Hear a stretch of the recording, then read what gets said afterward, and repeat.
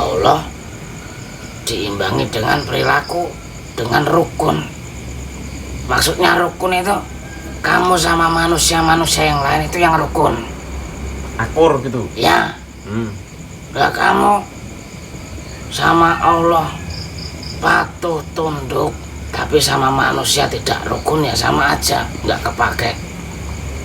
Begitu juga sebaliknya, kamu sama manusia baik, rukun, akur, tapi tidak menjalankan perintah Allah, tidak sholat, tidak puasa, seperti itu. Jadi keduanya harus dilakukan. Harus balance, diimbangi. Iya, harus seimbang. Kamu sepatu-patunya sama Allah, sama Tuhan. Kamu puasa lancar, tidak pernah bolong. Kamu sholat tidak pernah terlewat waktunya, bahkan 1 detik pun tidak terlewat. Kamu haji seminggu 7 kali. Kamu umroh 4 hari 6 kali. Kamu setiap hari zikir. Kamu sambil jalan zikir, kamu kencengin wer wer wer. Subhanallah, subhanallah, la ilaha illallah, la ilaha illallah, subhanallah, subhanallah, subhanallah, subhanallah. Tapi kalau kamu tidak akur sama manusia, itu semua nggak kepake. Seperti itu. Oh man. Kerasukan opo baru iso war-war. Iya. Itu mencontohkan. Nah, begitu juga sebaliknya. Kamu mau baik sama orang, kekayaanmu tidak habis-habis, setiap orang kamu kasih uang, kamu kasih uang, kamu kasih uang, tapi kamu tidak sholat, ya nggak ada artinya. Percuma. Kamu jalan sambil tasbih sampai mengkilat, kamu putar wer wer wer wer.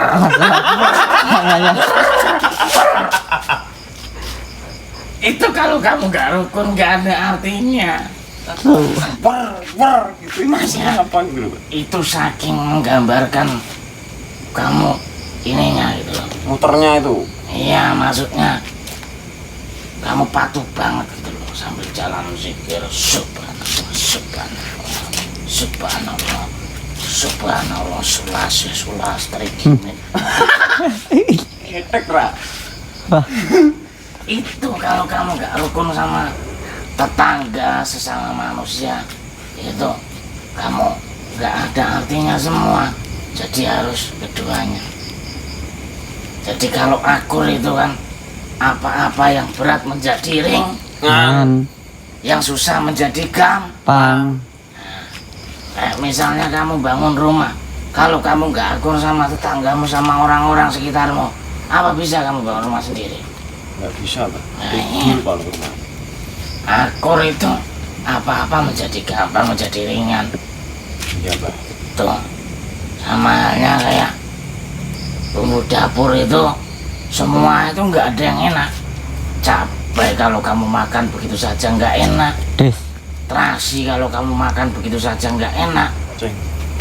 Apa bawang merah atau bawang putih kalau kamu makan begitu aja nggak enak. Tapi kalau semua ini dicampurkan, diakurkan, ditumbuk menjadi sambal, kamu colek pakai apa, tempe goreng, enak. Tahu. Ya, tahu goreng. Seperti itu. Enak jadinya, apa-apa kalau akur tuh jadinya enak gitu loh. Di sana, Pak. Harusnya di sana. Kamu geser di sini tadi. Nggak ada yang geser, Bang. Iya kan? Digeser sama dia. Coba. Tuh.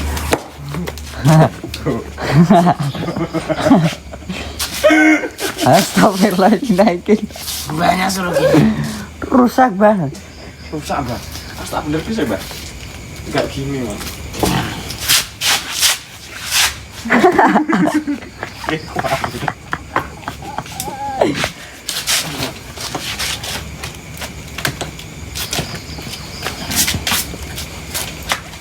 Nah, jadi tuh Kita tuh harus akur hidup di dunia ini.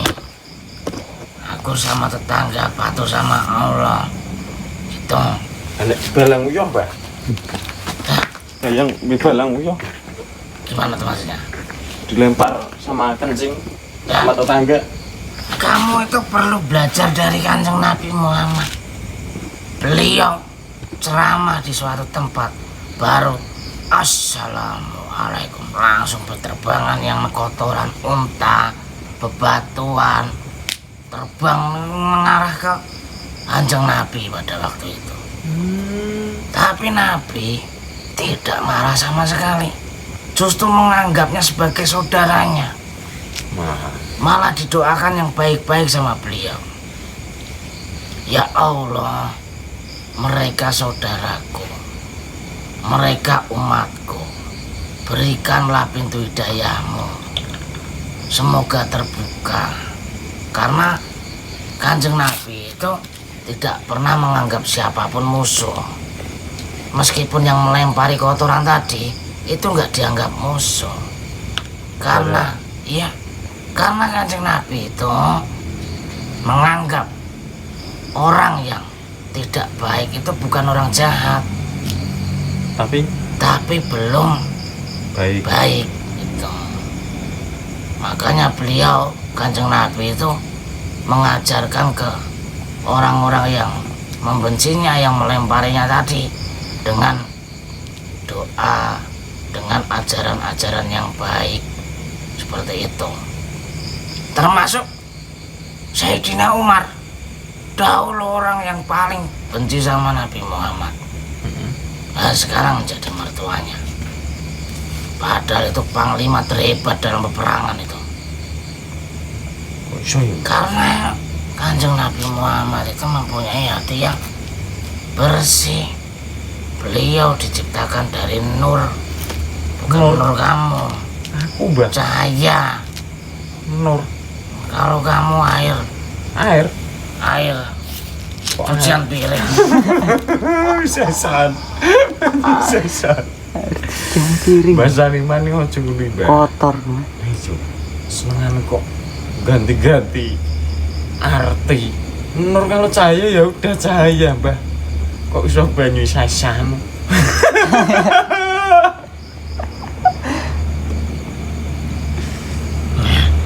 Itu tadi yang perlu dicontoh. Untuk yang bulan apa ini, Suro?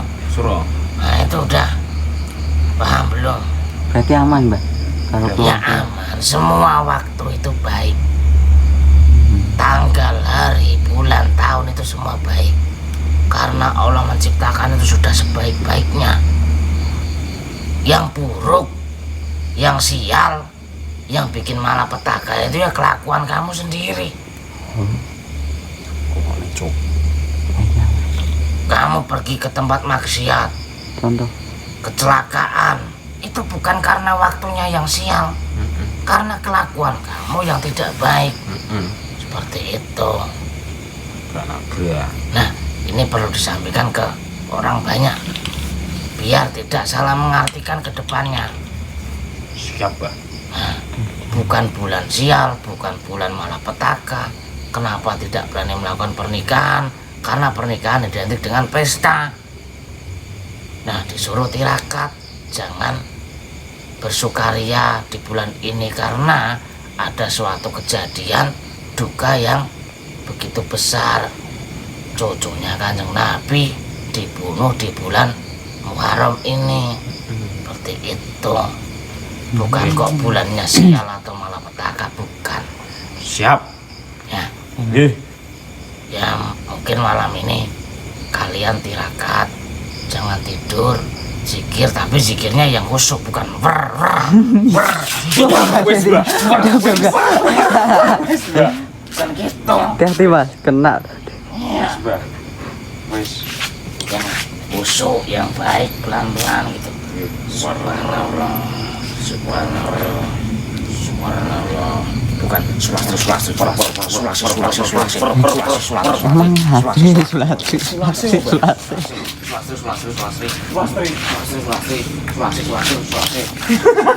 Suasana itu. Itu seperti Oke, itu. kita akan bertirakat di belakang. Ya, Di bakar-bakar juga di belakang. Masnya di dashcam apa tadi bakar-bakar apa? sama bakar-bakar sama Mas suka. Yang dibakar apa? Kak, Ayam, Mbak. ayamnya Mas suka. Ayam kecil-kecil, ayam Jawa, Bang. Ya sudah. Ya yang penting lakuin kegiatan yang bermanfaat malam inilah. Oke. Ya. Ya sudah, saya pamit dulu. Siap. Assalamualaikum. Waalaikumsalam warahmatullahi Waalaikumsalam. wabarakatuh. Oke, baik teman-teman, kita lanjut bertirakat di belakang di jam 2 aja. Nanti kita ceritakan sama Mas J. Yuk. Oke.